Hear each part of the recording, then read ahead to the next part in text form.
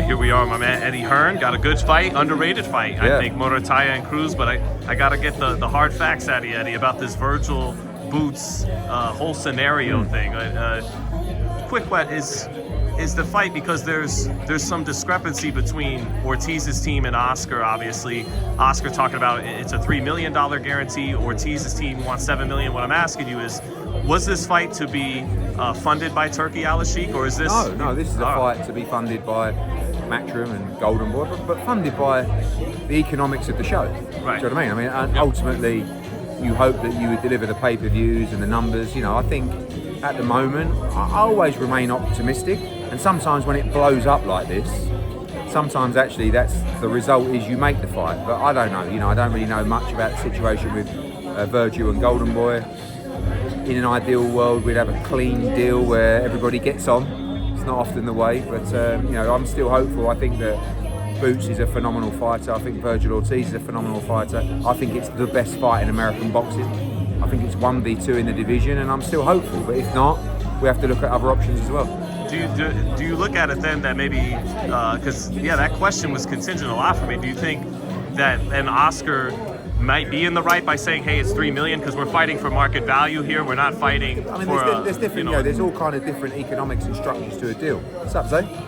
You all right, mate? How you doing, Pops? You all right? Hey, you all right? You know, so it's like a guarantee, a minimum is just a guarantee against the upside. Do you know what I mean? You've seen fighters in the past fight for no guarantee because they own the show. You know, Joshua is a good example of that. Canelo Alvarez might be an example of that. So really, when you get a guarantee plus upside, that's actually like a dream deal because you're getting two sides of the coin.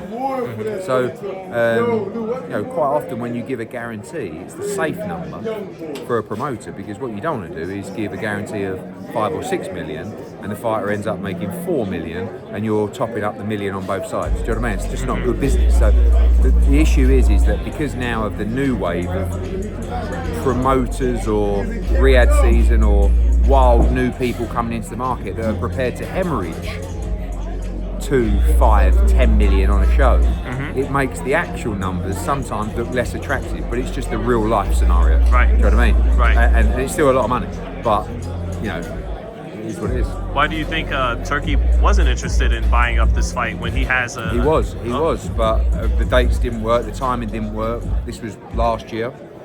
Originally he wanted Boots to fight at 147, then he's moving to 54. And I think he is interested in the fight.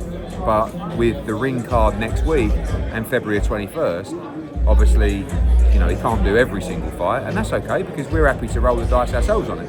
Because I rate the fight that much, and I think it's a really big one. What are your thoughts of that lawsuit that has been filed against? I mean, it's not one. It's not my business. Two, I don't really know enough about it. I don't like to see it. I've never been involved in a lawsuit like that with a fighter.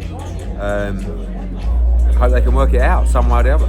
Is that a March date hold still on hold just in it's case? It's the date we'd like. You know, end of March fits well with everything. It's a date that DAZN have been holding for that fight.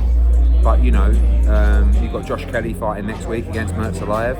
You've got Xander fighting next week against Abbas Morale. So there's two potential opponents for us, but I just feel like that's the best fight in boxing. So hopefully we can get it made.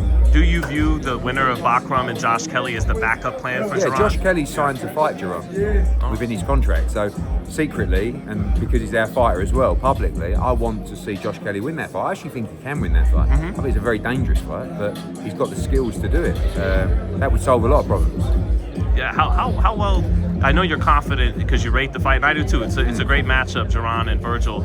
But Jaron is sold out in his home of Philly, but Vergil hasn't been a sellout yet, and Jaron hasn't sold out abroad in a place like Las Vegas where the fight is sold. Why are you so confident that it could make enough numbers to make the fighters take the fight? Because it's a great fight, yeah. And I think Vegas is dying out for a great fight like that.